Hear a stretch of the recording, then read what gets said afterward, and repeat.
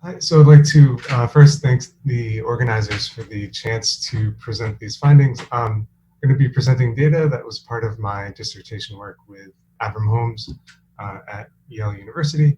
And the topic is on identifying convergent neurobiological correlates of major depressive disorder.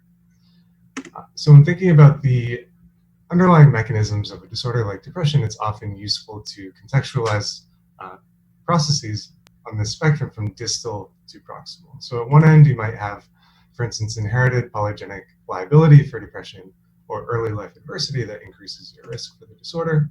At other levels, you could observe differential patterns of gene expression or alterations in cell size or abundance in particular parts of the brain. From a neuroimaging perspective, macro scale anatomical and functional correlates of depression have been identified, which help to contextualize the cognitive and emotional biases that contribute to onset of the disorder. So I'm giving you this 30,000 foot view here to make 2 points. One is that the underlying causes of depression are multifaceted and complex, and two, that it's important to take a comprehensive perspective in order to understand the full spectrum of potential mechanisms that contribute to disorder like depression, which is the background for the question this project seeks to address, which is whether we can identify biological correlates or signatures of depression which cut across and are consistent across biological levels of analysis. So I'll tell you 3 things today. One is that using large-scale neuroimaging data, we can identify consistent but subtle anatomical and functional correlates of depression and negative affect. In particular, gene markers for somatostatin interneurons are particularly expressed within aspects of cortex that are implicated in depression. Also, we find that gene markers for astrocytes and again somatostatin interneurons are tied to both in vivo neuroimaging signatures of depression as well as gene downregulation in cortex in the cortex of postmortem samples of patients with depression. So our imaging data today encompasses data from the UK Biobank, which provides a measure of lifetime history of major depression in about 16,000 individuals. We replicate our anatomical findings using structural data or meta-analytic data from the Enigma Consortium and Schmal and colleagues. And also we replicate functional findings using the Brain Genomics Superstruct project, which provides a measure of trait negative affect in about 1,000 individuals from the Boston area community.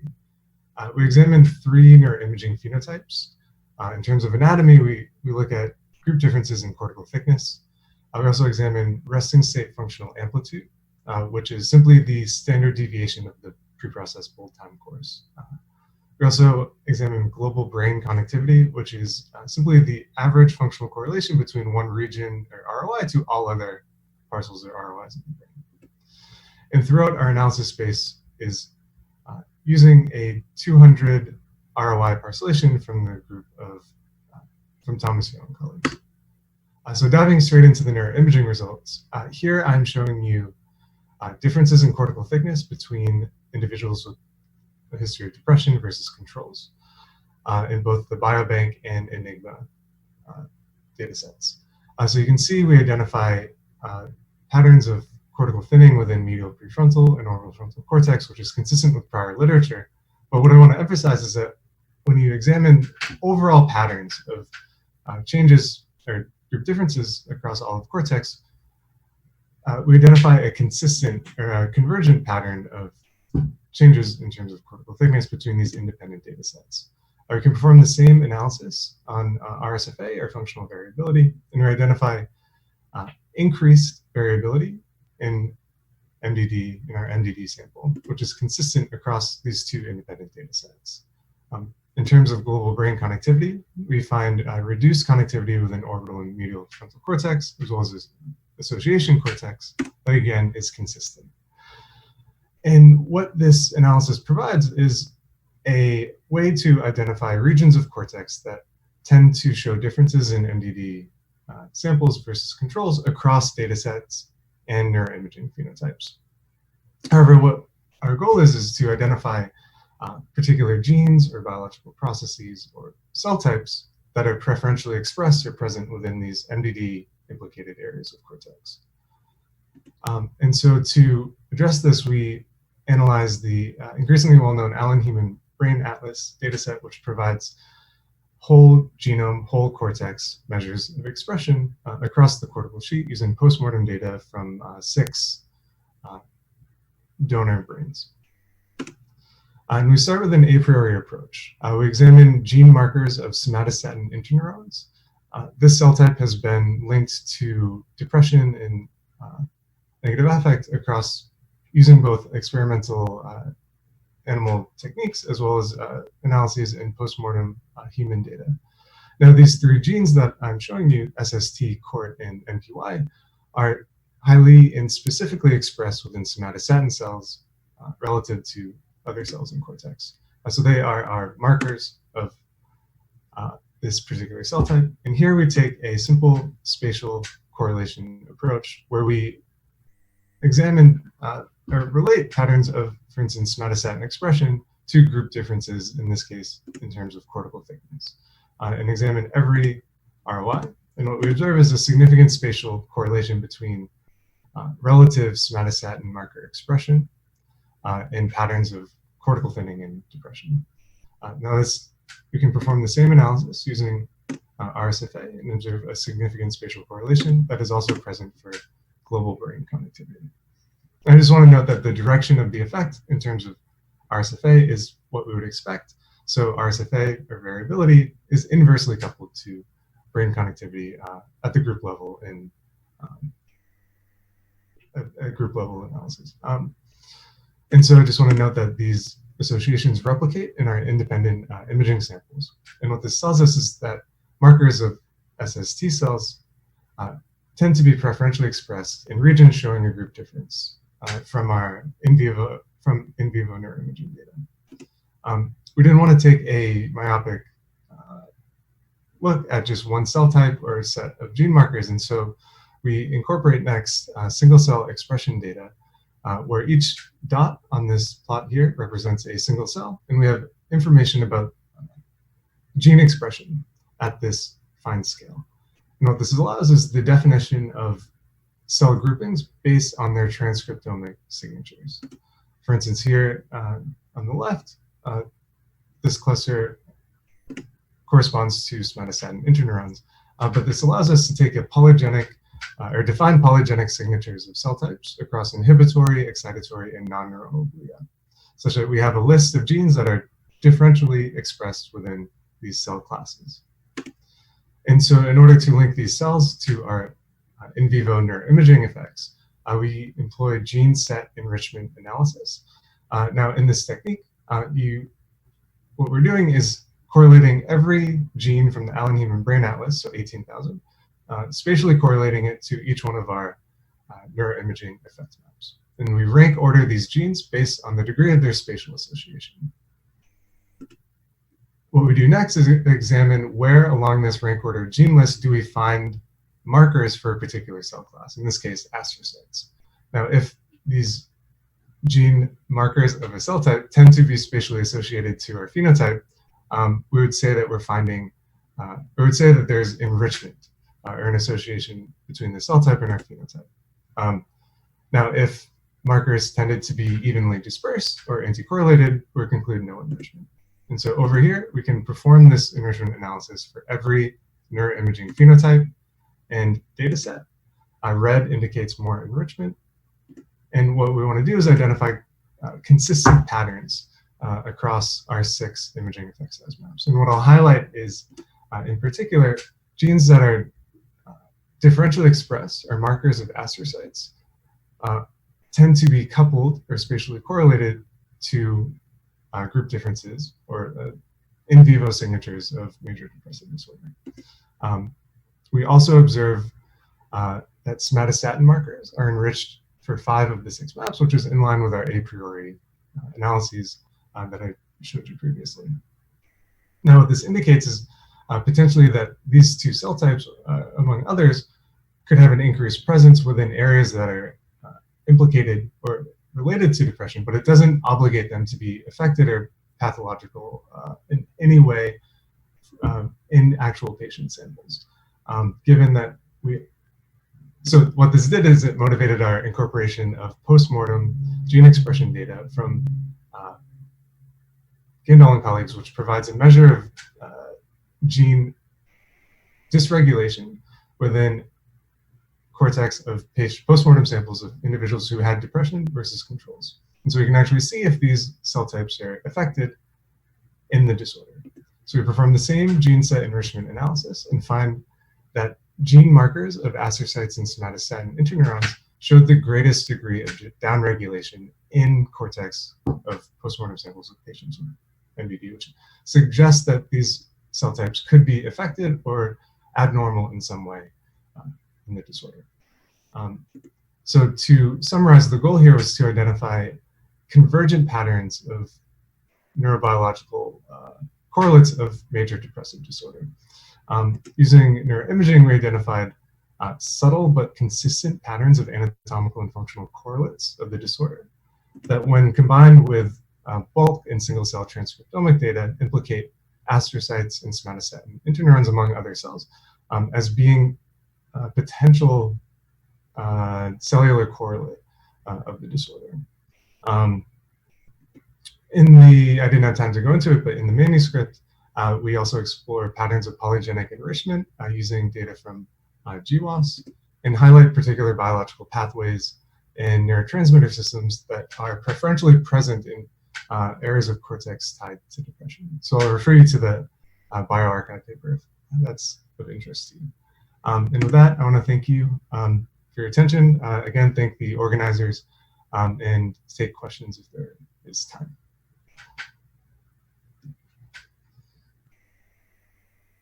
Great. Excuse me. I will. Morning, everyone. I'm Shiluoqi from Tree Institutional Center for Translational Research in Neuroimaging and Data Science. Now I will introduce our work, the relevance of transdiagnostic shared networks to the severity of symptoms and cognitive deficits in schizophrenia, a multimodal brain imaging fusion study. Here is the outline of my talk. Firstly, I will give a short overview of the background, then talk about the method used in our research, and finally move to the detailed results and conclusions. Schizophrenia is a chronic, severe mental disorder affecting up to 1% of the world's population and substantially contributing to the global burden of mental disorders. In categorical diagnostic systems such as ICD or DSM, symptomological overlap across diagnostic categories is highly prevalent, as is frequently seen across schizophrenia, bipolar disorder, depression, and substance use disorder. Evidence of such transdiagnostic overlap has also been reported in both brain structure and genetic studies. Specifically, schizophrenia diagnosis is frequently concurrent with substance use, such as smoking and drinking, showing a prevalence of 50%. Neuroimaging findings comparing substance use disorders and schizophrenia show that they both involve reward network dysfunction related with impulsive control.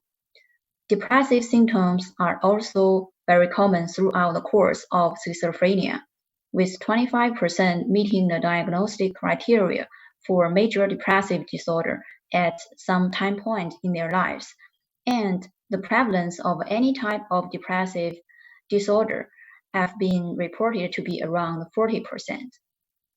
Mood symptoms in depression have shown specific overlap with negative symptoms in schizophrenia. Schizophrenia and autism spectrum disorder also share behavior symptoms such as social withdrawal and communication impairment. Interestingly, childhood onset schizophrenia and autism were historically once considered to be the same disorder expressed at different developmental periods, with autism manifesting as an early phase of schizophrenia. Attentional and related cognitive deficits are prevalent in both schizophrenia and attentional deficit hyperactivity disorder, ADHD. So, at a phenomenological level, because schizophrenia shares similar behavior and symptom characteristics with substance use, depression, and neurodevelopmental disorders, some neuroimaging findings have taken a variety of approaches to identify potential similarities in their shared brain networks between schizophrenia and substance use, schizophrenia and ASD, schizophrenia and depression separately. To date, there are few studies that have evaluated the common neuroimaging findings between schizophrenia and the other mental disorders using the same methodological and analytic approach in one study. So here we hypothesize that the common brain structure and functions among smoking, drinking, MDD, ASD, ADHD, and schizophrenia may have certain varying relationships with symptoms and cognition in schizophrenia. Here we designed 3 studies.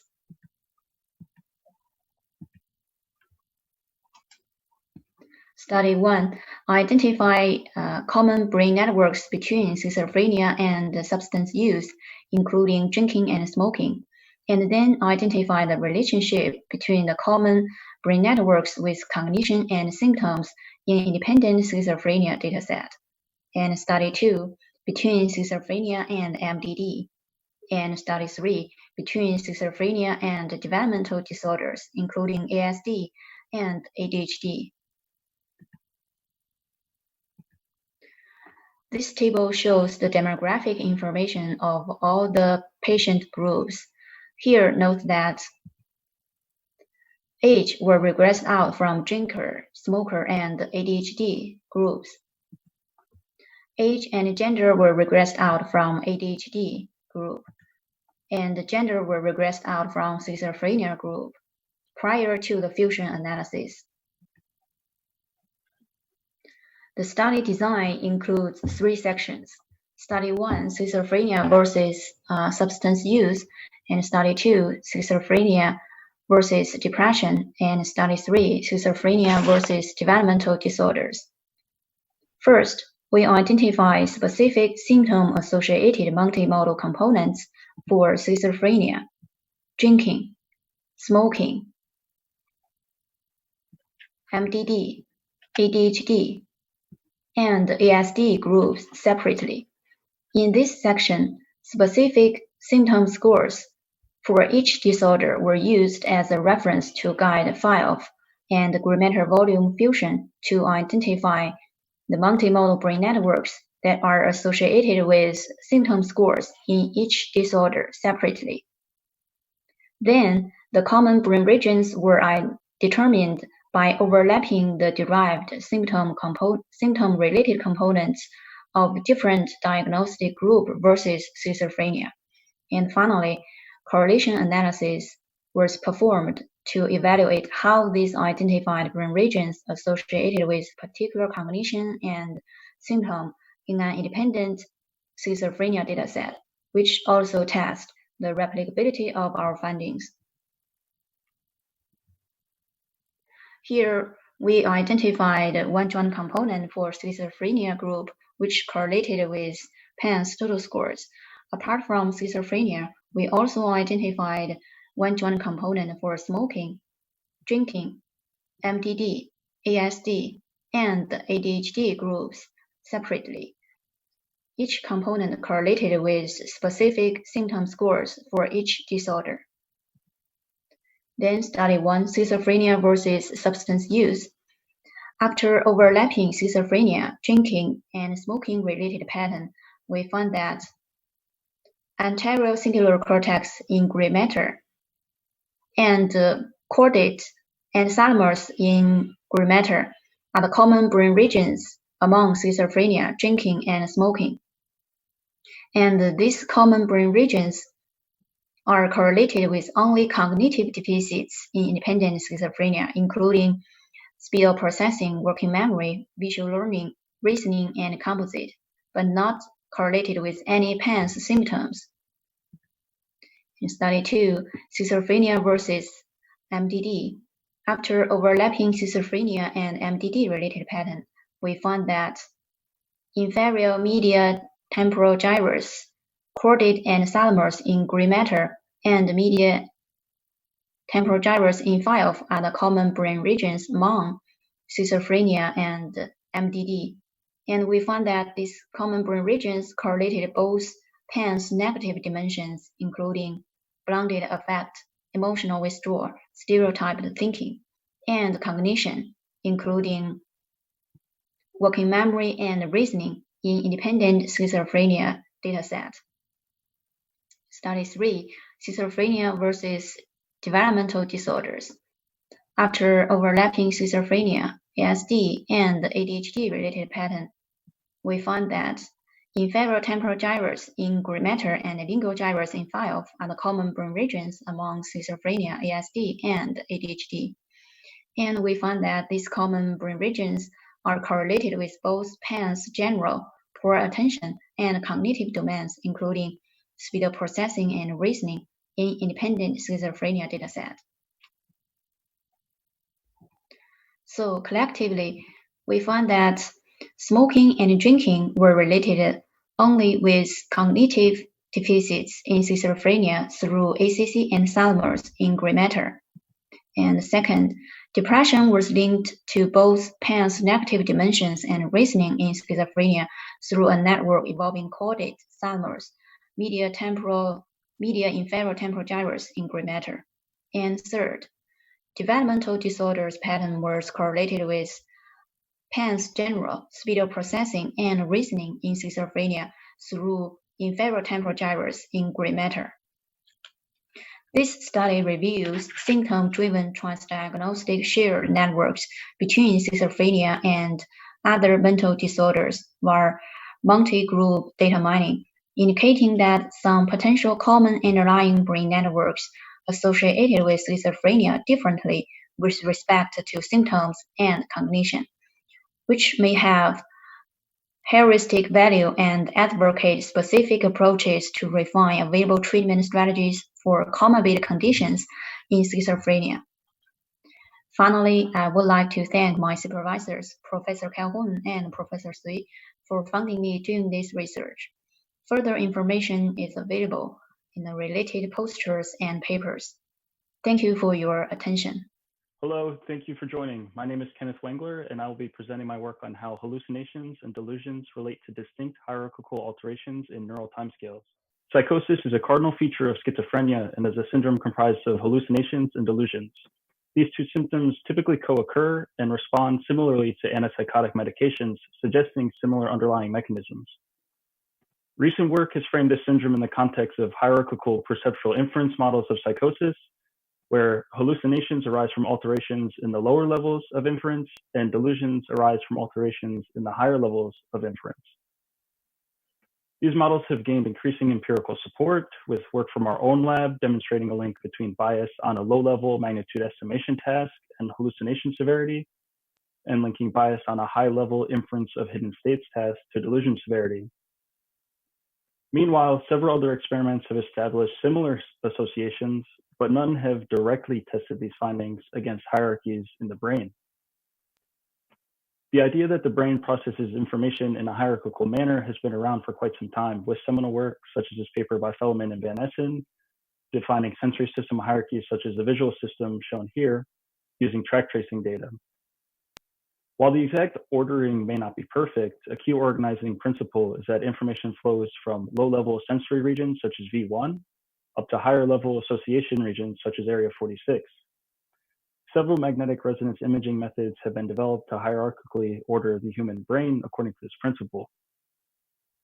One set of MRI methods uses structural properties such as myelin or cortical thickness, where lower-order regions have more myelin and are thinner compared to high-order regions. Another set of MRI methods uses functional properties such as temporal receptive windows or intrinsic neural timescales, where low-order regions have shorter temporal receptive windows and shorter timescales compared to higher-order regions. Now, a hierarchy of neural timescales has been observed in single neuron recordings and recapitulated using a large-scale biophysical circuit model. And recently, intrinsic neural timescales have been measured using resting state functional MRI. This method involves taking the autocorrelation function of the resting state fMRI time series at each voxel and estimating the area under the curve of the autocorrelation function. Now you estimate the autocorrelation function by taking the correlation of the time series with itself at different time lags. And a longer INT, or intrinsic neural timescale, reflects a longer time window of neural integration. This measure was validated against EEG, and we've shown it to be highly reproducible. Because hierarchical perceptual inference models of psychosis rely on a hierarchy, we first need to decide what hierarchies to focus on. And as I mentioned previously, there are several measures of hierarchy that exist and can be defined at different scales. So our first idea was to look at whole brain hierarchies. And to do this, we took data from 100 healthy unrelated subjects from the Human Connectome Project database and estimated the intrinsic neural timescales on the cortical surface. To simplify further analyses, we then parcellated the cortex using the Glasser HCP multimodal parcellation. We then compared intrinsic neural timescales to myelin across all parcels, and overall, we didn't observe a clear brain-wide relationship, with a model including separate intercepts and slopes for each network, providing the best fit to the data. We saw similar results when comparing the intrinsic neural timescales to the cortical thickness. We thus decided to focus on specific, well-studied hierarchies for the auditory, visual, and somatosensory systems that have been parcellated in humans and anatomically studied in non-human primates. For this, we use myelin and cortical thickness, two well-established measures of hierarchy, to determine the hierarchical orderings using a data-driven, anatomically informed approach. First, we compared 4 different orderings of 7 cortical parcels in the auditory cortex. So previous studies have consistently placed A1 as the lowest level of the hierarchy and A4 and A5 as the 2 highest levels, but ambiguities exist for the belt and parabelt regions.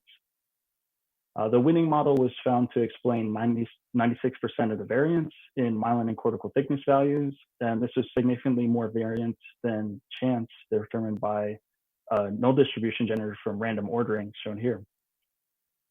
We then added 2 prefrontal cortex regions, areas 8A and 46, to the winning model to determine their order, and found that area 46 was the highest level of the hierarchy. Similar analyses were conducted for both the visual system and the somatosensory system, and overall we found that area 46 was consistently placed at the highest level of the hierarchy, and the prefrontal cortex extended winning models explained more variance in cortical thickness and myelin values than chance. And finally, because INT was shown to measure functional hierarchies, we evaluated the relationship between hierarchical position in the winning models and intrinsic neural timescales. So here I show the winning orders on the right for the auditory, visual, and somatosensory systems, as well as their parcels on the flattened cortex map. First, we evaluated the amount of variance in the intrinsic neural timescales explained by hierarchical level. And we found a significant relationship between hierarchical level and intrinsic neural timescales in the auditory system, with a chance level or a trend level effect in the somatosensory system. We then evaluated this effect in an out-of-sample group of 158 healthy subjects that were used as controls in the later part of the study. And here we found that hierarchy significantly explained INT values in both the auditory system and the somatosensory system. With the hierarchy now determined, we can try to answer the main question of the study, which is, are hallucinations and delusions associated with distinct changes in INT at low and high levels of neural hierarchies, respectively? First, let's take a look at how this might look in our data. Here's an example of an intrinsic neural timescale gradient in a healthy subject where you have longer timescales at higher levels of the hierarchy. We expect hallucinations to result in a preferential increase in timescale at the lower levels of the hierarchy, and delusions to cause preferential increase in INT at the higher levels of the hierarchy. Now we can determine the effect for each symptom by comparing it to the healthy subjects and take a look at these effects, and they should look something like this for hallucinations, where there's a larger effect for low levels, and something like this for delusions, where there's a larger effect for higher levels. Now the key measure of interest is the difference between these 2 gradients, or the hierarchical level by symptom interaction. And to test this, we collected data from 127 patients with schizophrenia from 4 publicly available data sets. And we used a first level model to determine the unique effects of hallucinations and delusions, and the second level model to investigate the hierarchical level by symptom interaction. We found that hallucination severity and delusion severity showed distinct hierarchical gradient effects in both the auditory system and the somatosensory system. And we observed a significant hierarchical gradient effect for hallucination severity in the auditory system, where patients with higher hallucination severity tended to have longer timescales for the lower levels of the hierarchy and an overall compression of the timescale gradient. And we found significant hierarchical gradient effects for delusions in both the auditory system and the somatosensory system, where higher symptom severity patients tended to have longer timescales at the higher levels of the hierarchy and an overall expansion of the timescale gradient. To visualize these effects, we estimated the average autocorrelation function in the lowest and highest levels of the hierarchy for the low severity and high severity subjects, shown by dashed and solid lines respectively.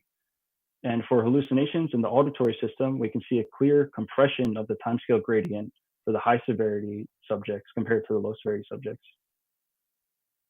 For delusions in both the auditory system and the somatosensory system, we can see a clear expansion of the timescale gradient for the high severity subjects.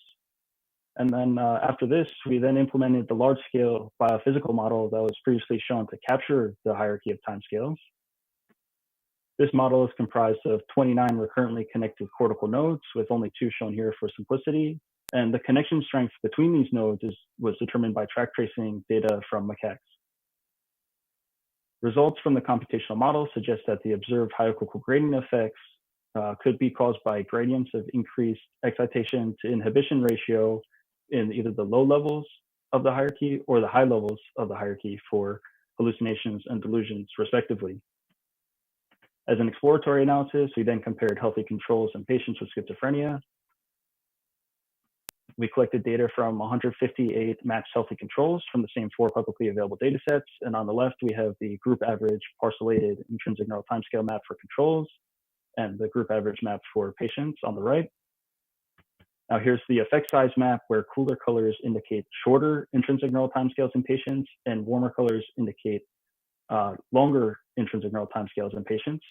And we found that 98 out of the 188 parcels were significantly shorter timescales in patients than in controls. And we found this effect to be significant through permutation tests where diagnosis labels were randomly shuffled.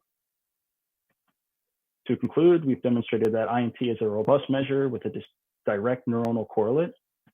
We present data-driven, anatomically informed sensory system hierarchies. We observe distinct hierarchical alterations in INT gradients for hallucinations and delusions, with a large-scale biophysical model suggesting increased excitation inhibition ratio as a potential mechanism. And we observe globally shorter intrinsic neural timescales in patients with schizophrenia. Together, our findings lend initial support to hierarchical perceptual inference models of psychosis. And I would like to thank my advisor, Guillermo Horga, and his funding from the NIMH, as well as the rest of the Horga lab. I'd like to thank Rishi Chaudhuri and Xiaopeng Wang for their guidance in implementing the biophysical model, as well as all of the funding for the 5 publicly available datasets used in this study. And thank you for listening. Hi, I'm Xiaopeng Song from Harvard Medical School. My topic today is uncoupling of energy metabolism and functional connectivity in psychotic disorders. We have nothing to declare. This research was supported by NIH grants. The outline is like this. So our aim is to study the relationship between functional connectivity and brain metabolism. So brain metabolism can be measured with MRS, and we combine MRS with functional MRI to measure both functional connectivity and brain metabolism, which is measured with this CK reaction. And I will show the results, that is the link between CK flux and functional connectivity, and then I will show the conclusion that impairment in energy production might be underlying the impaired functional connectivity in psychotic disorders. So here is the background. So previous research have found abnormal functional connectivity in psychotic disorders. The main findings are hyperactivity in default mode network and decreased anti-correlation between DMN and the task positive network. For example, in a working memory task, controls usually show suppressed deformal network. However, in schizophrenia patients and their relatives, the suppression of DMN during working memory task is reduced. Also, during resting state, researchers found decreased anti-correlation between the deformal network and the task-positive network. And we know that neural activity needs energy. So ATP is the brain's main energy source, and high energy phosphate moiety is rapidly transferred to creatine to generate PCR. And PCR acts as a HEP reservoir or energy reservoir, and it maintains stable ATP levels.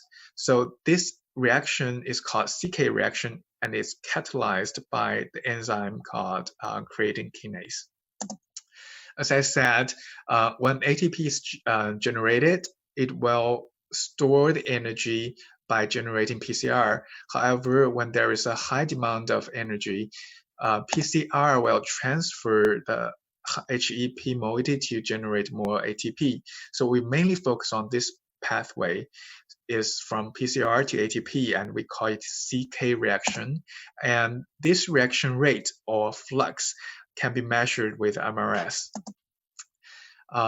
Here is an example of the tight coupling between brain activity and brain metabolism. In the rats, we found that the EEG activity is reduced during different levels of anesthesia, and the reduced EEG activity is actually correlated with the reduced ATP metabolic rate or metabolic flux. Evidence also found that decreased CK reaction is very obvious in psychotic disorders.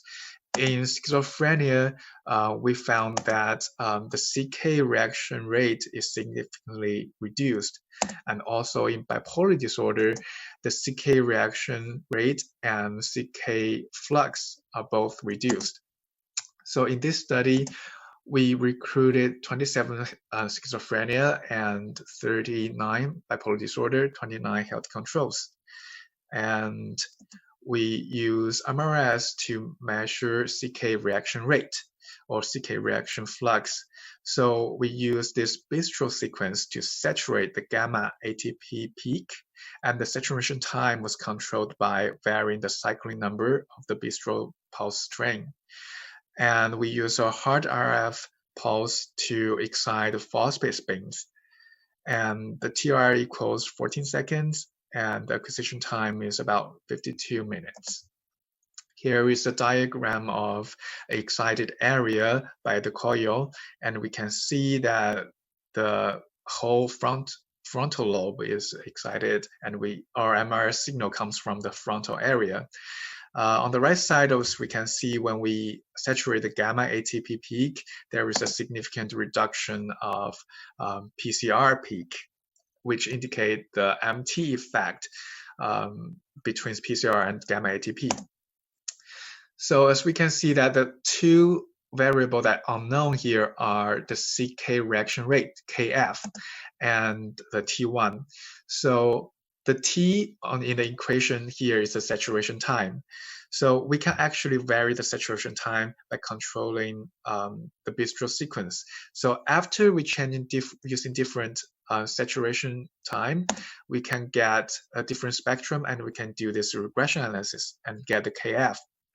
After you got KF, we can multiply it with PCR concentration, and we get CK reaction flux, which is an index for brain metabolism.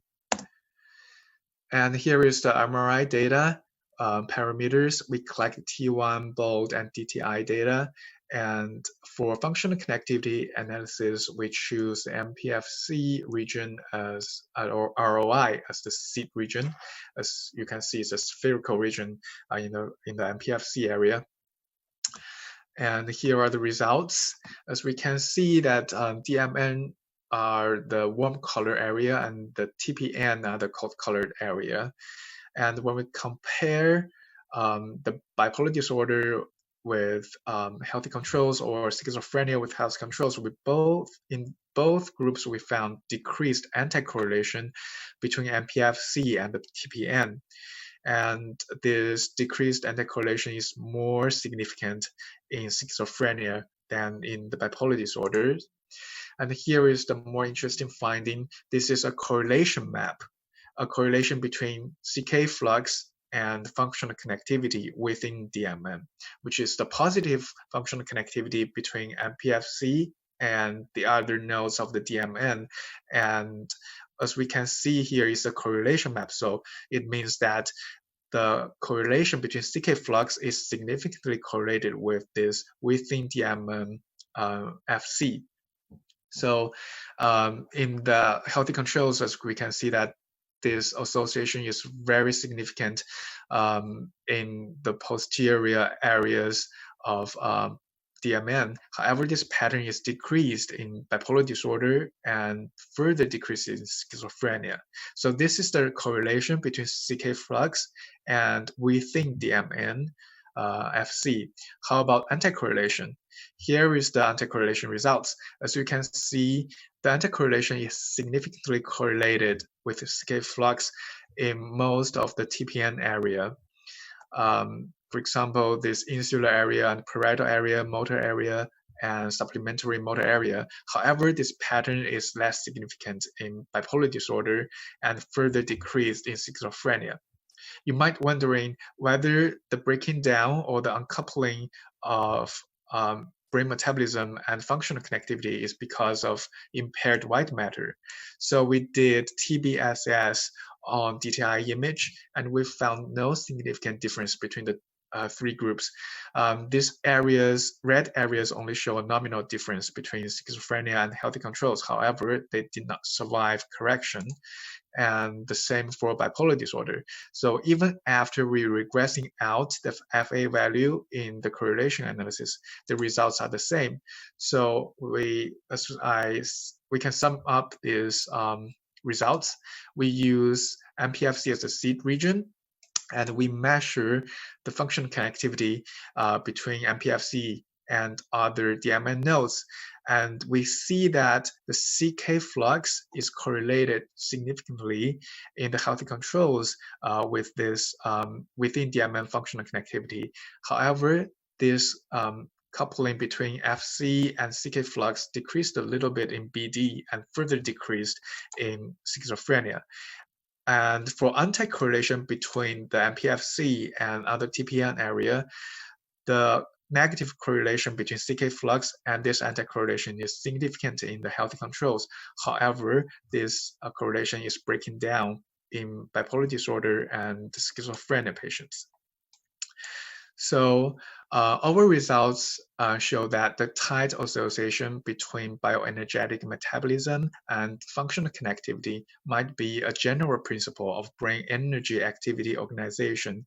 This principle applies to both healthy controls and psychotic disorders, as we can see a tight link between CK flux and within DMN FC.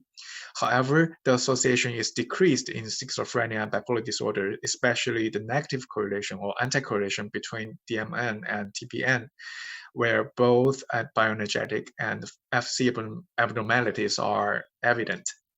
So these results indicate a limited capacity or capability to utilize regional PCR reservoir to maintain normal functional connectivity. So further research targeting this metabolism neural synchronization pathway might be useful to develop new treatment for psychotic disorders. Thank you. Thank you to OHBM for letting me present the work I did on epigenetic and brain aging during conversion to psychosis. As part of my PhD under Professor Marie-Odile Krebs's supervision at the University of Paris. The emergence of psychosis is progressive, and it results from complex interactions between genes and the environment. And it is possible to clinically identify subjects that are at risk of psychosis because they present prodromal symptoms. These are symptoms that are psychotic in nature, hallucinations, delusions, and they are either not frequent enough or not intense enough, or not they are not all present enough for a diagnosis of psychosis to be made. However, a third of these patients will develop psychosis in the next 3 years, while the others will keep presenting attenuated symptoms or recover. And these are the patients that we follow at the CEJAD at Sainte-Anne Hospital, which is an early intervention in psychosis service. And these patients are between 17 to 30 years old, which is the period when the emergence of psychosis happens. It has been postulated that the emergence of psychosis could be associated with aging. And the question we are asking is whether this association can be found both in the brain and epigenetically. Indeed, for instance, oxidative stress and inflammation can be associated to the emergence of psychosis and also to aging. So it seemed reasonable to look both centrally in the brain and peripherally in the blood epigenome, as stress can have systemic effects. Brain age predictors have been widely built and used for the last decade, and this is also the case for metylomic DNA age predictors. So when brain age predictors have been applied to an ultra-high-risk population, such as the study done by Chung in the NAPLS consortium, the authors showed that brain age was higher in at-risk subjects than in healthy controls. And they also showed that converters had a higher brain age than non-converters. However, this was shown below but not above 18 years old.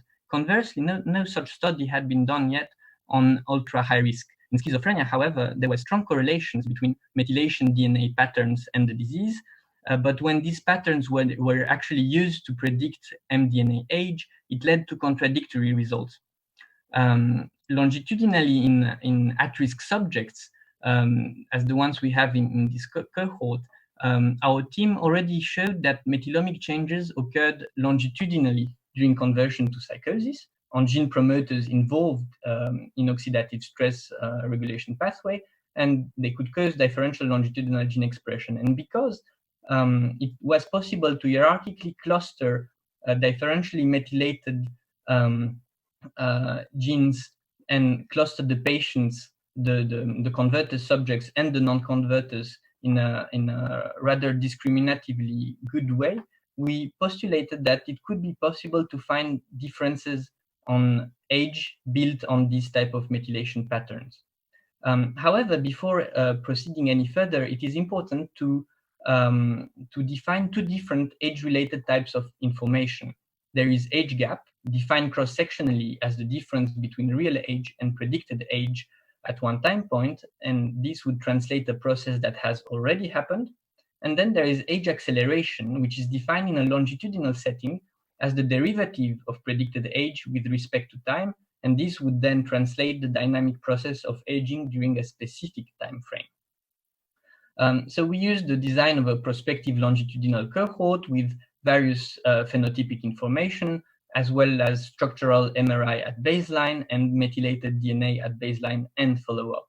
And over the course of 1 year, some subjects converted to psychosis, others didn't. And so we asked whether there was an increase between converters and non-converters at baseline in brain age gap and longitudinally in mDNA age acceleration. To predict mDNA age, we used the widely validated Horvath mDNA age predictor, but we built our own brain age predictor using a multi-site machine learning strategy, thanks to data sharing. And from a lot of different cohorts, we gathered all the subjects between 15 and 35 years that were healthy controls. This led to 316 subjects in a training set. Then we had a completely separate validation set of healthy controls, and there were 70 in this group. And then we had the cohort from Paris of ultra high risk, 84 subjects that were coming from two different scanning sites. So we built the predictors on the training set, doing a left out sample double cross-validation that allowed us to fix the best parameters to predict age. And then we saw how performant this predictor was on the validation set that was, again, completely separate. And this validation was done without moving or tweaking anymore the parameters that had been fixed in the training set. And then we actually predicted age in the target dataset. To increase performance while avoiding overfitting, we subtracted noise using a linear mixed model where we regressed each region of interest on age, sex, cannabis, medication, and site, because there are possible confounding factors. And we took the residual, so independent from all these confounding factors, and integrated it into a supervised learning algorithm that used a penalized ridge regression. So we simply forced down all the parameter weights in the regression. And we also considered an even stronger filtering following the methodology done by Chung in the NAPL study. So what the authors did was that once they had a very good brain age predictor, they looked how much it was biased in relation to age, to real age. And they showed, which we also show here in the replication, that the predictor was increasingly biased in the extremes of the distribution of age. And what the authors then did was to correct their predicted brain age by subtracting from it the predicted bias, thus obtaining a corrected brain age that was really strongly associated with real age, correlated with it. And here what we obtain is a good 90% of correlation, and that is very significant. However, we decided not to do this because we were afraid this might be quite a stringent correction, and we were afraid to lose a variance of interest. Also, this implies to use the target data as an input, and we wanted to have a robust predictor. So we validated the predictor before this secondary step in the population of healthy controls. And it appeared that although it's not reaching the 90% that we've discussed, still our robust unbiased predictor had led to a brain age that was correlated at 34% with real age. And it was significant. And with a mean absolute error of 2.76 years, which on a 15 years window seemed reasonable. So overall, we applied this to the cohort, and we found that converters had a higher brain age gap than non-converters at baseline. And this was significant after random permutation and computation of non-parametric p-value. And this is also the case for mDNA age acceleration, which again is the difference of mDNA age across time over the difference of true age across time. And so this ratio was also significantly different between converters and non-converters, the converters having an increase in the speed, while the non-converters remained more or less stable in time. And this also was significantly different after random permutation analysis. So to conclude, compared to non-converters, converters to psychosis show first, older brains at baseline, and second, an acceleration of methylation DNA age during conversion to psychosis. So overall, we might open on this postulate that abnormal neurodevelopment resulting from genetic vulnerability, developmental risk factors, leads to what is found a posteriori as a brain age gap before the conversion time frame. And this brain age gap, this vulnerability, leads to higher heightened response to stress due to social adversity, for instance. And this stress might be, this higher heightened response to stress might be seen as what we see as an acceleration of methylation DNA age, this time during the conversion of time frame. And thus, brain age and methylation DNA age might perhaps be indirect factors of the different multiple hit gene environment events that are postulated in the model explaining the emergence of psychosis. Thank you very much. Hi, my name is Linden Parks. I'm a postdoc at the University of Pennsylvania, working with Danny Bassett and Ted Satterthwaite. I'm going to talk today about a project that we've been working on trying to link transdiagnostic dimensions of psychopathology with deviations from normative neurodevelopment. But first, I'm going to start by illustrating the assumption of the case control design, which this method has been a cornerstone of our attempts to map brain abnormalities associated with mental disorder. Typically, we select individuals who meet criteria for a disorder according to something like the DSM, which I'm showing here on the left. Usually, individuals need to achieve at least a partial match to a specific set of symptoms to qualify as having a given disorder. Then we, as neuroscientists, come along and we try to select people who have just one disorder and then map alterations in the brain that separate a disorder from healthy controls. Then, ideally, we extend this design to multiple disorder groups in hopes of trying to isolate biomarkers that are selective for a given disorder. Now, while we've learned a lot using the case control design in psychiatry, it's becoming increasingly clear to us that detecting biomarkers with this approach is probably pretty limited. The main reason for this limitation is due to heterogeneity, both at the levels of symptomatology, but also at the underlying biology for any given disorder. So, for example, there are so many ways or combinations of symptoms that can lead to a diagnosis of something like, for example, depression, that almost no two patients ever look alike symptomatically.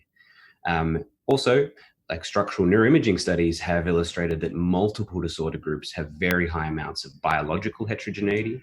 And so this is shown in this plot in the top right-hand corner here. This plot simply shows the percentage of overlap in gray matter abnormalities for a group of individuals with schizophrenia.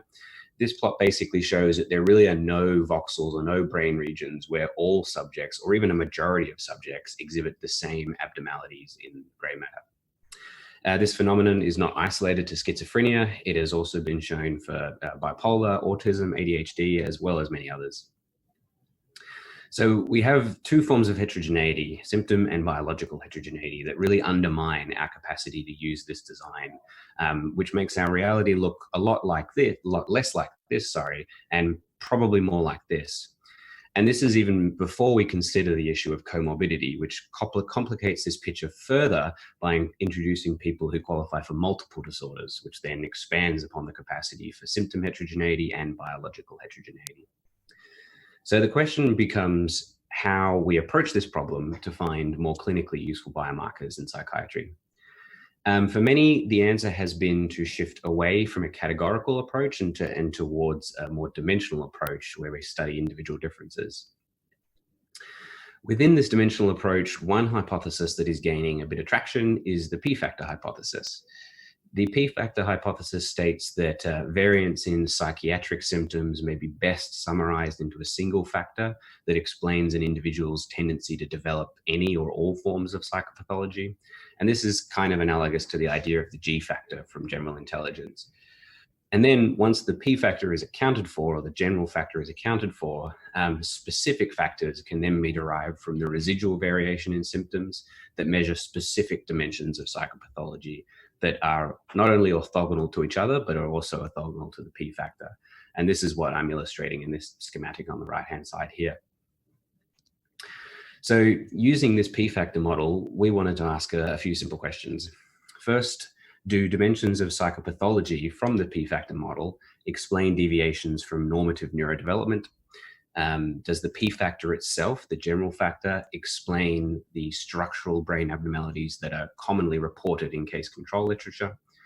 And finally, can we use the p-factor as a nuisance regressor of sorts in order to try and explain the overlap that we might observe between case control comparisons across clinically dissimilar groups in our own data? So to address these questions, we took roughly 1,400 individuals from the Philadelphia neurodevelopmental cohort. In every one of these participants, we assessed psychiatric symptoms using a broad battery that indexed symptoms across disorders spanning all major axes of psychiatry. Then using these data, we estimate a bifactor model, or the p-factor model that I've mentioned before, where overall psychopathology was passed out first, and then specific dimensions were estimated second, which are listed here in these colored circles. We then combine that model with estimates of cortical gray matter volume in each of 400 brain regions. And then for each of these regions, we estimate the normative model of gray matter volume development across the ages 8 to 22, where age-related changes in volume, we were estimated these using 410 healthy individuals in our sample, and then we estimated deviations from these trajectories in the 983 people remaining in our sample who experienced varying degrees of psychopathology. For the sake of time, I'm not going to cover this approach of normative modeling in great detail, except I just want to point out that it differs from simply, say, residualizing brain features against age using something like ordinary least squares, which is what's illustrated here on the left. The approach we take instead is to use Gaussian process regression that allows us not only to estimate potentially nonlinear age trajectories for cortical volume, but also to explicitly model and incorporate into our deviation estimates normative variance in the age trajectory, as well as predictive uncertainty in the model. And this is effectively what's illustrated on the right here. So using this approach, we also estimated deviations from our 410 healthy individuals using 10-fold cross-validation, and then combine that together with our test set. And then at each region, we just estimate a Spearman correlation between each of our dimensions of psychopathology and these continuous estimates of deviations from normative neurodevelopment. So onto some results. As you might expect, we find that in our data, cortical volume reduces globally as a function of age between 8 and 22 for both females and males. This means that basically the interpretation we give to the deviations is that a negative deviation represents sort of an advanced reduction on this normative decrease, and positive deviations represent a delayed reduction in that decrease. Concerning correlations between deviations and psychopathology, we find that the overall psychopathology, the general factor, shows the greatest number of significant effects, around 30% of whole brain regions. And this plot in the middle here shows that all of these effects were negative, indicating that greater overall psychopathology was associated with widespread neurodevelopmentally advanced reductions. This is reiterated on this plot on the right, which shows the fraction of significant regional effects in each of 17 canonical brain systems, showing that every single system shows some effect. Critically, just the regions I'm highlighting here in the red circles, the inferior temporal cortex, for example, dorsal and posterior anterior cingulate cortices, and things like the sort of medial orbitofrontal cortex or ventral medial PFC, are regions that are commonly reported to show structural abnormalities in a broad range of disorder under case control designs in the literature. These include things like anxiety, depression, schizophrenia, and bipolar. If we take a look at some of the specific dimensions from our model that are relevant to those disorders I mentioned, such as positive and negative psychosis symptoms, which are in plots B and C here, as well as sort of anxious misery symptoms, which is in plot D, we can see that these regions are quite a lot less implicated. For example, neither the psychosis or the anxious misery phenotypes seem to implicate the medial OFC or this ventral medial PFC. Instead, psychosis implicates more sort of lateral OFC. The cingulate, for example, is implicated to a much less extent in all three of these phenotypes, and the inferior temporal cortex appears kind of primarily implicated by positive psychosis symptoms, but not by negative or in the anxious misery phenotype. So the take home here is that we find that regions that are commonly implicated in case control literature are most extensively associated with the overall psychopathology factor in our data.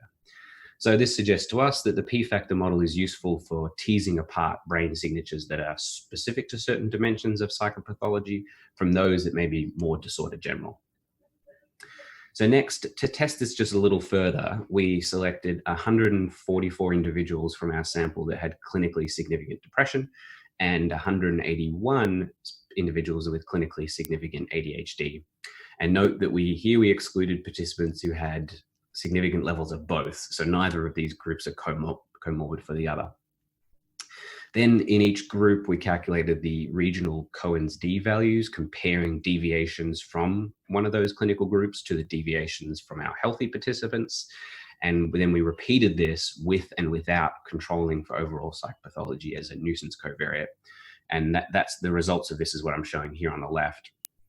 So you can see that if we don't control for overall psychopathology, which is these distributions in green, both groups show negative effects, demonstrating on average greater negative deviations compared to healthy controls. But this effect significantly shifts towards 0 when we covary for overall psychopathology.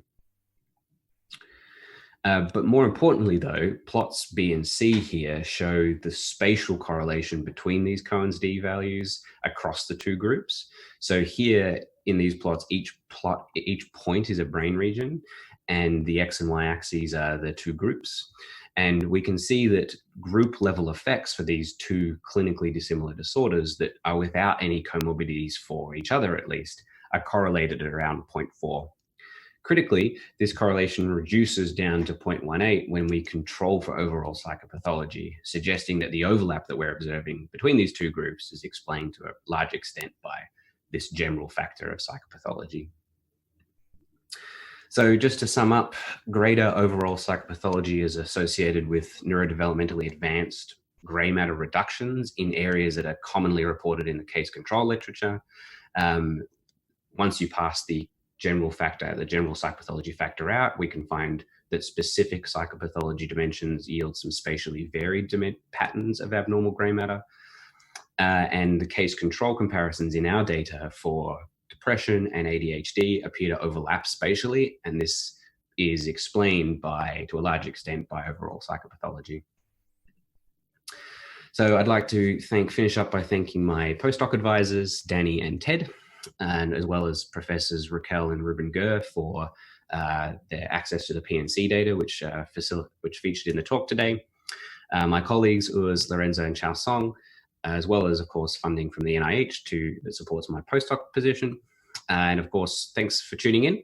And thank you very much to OHBM for figuring out how to make this virtual at the last minute.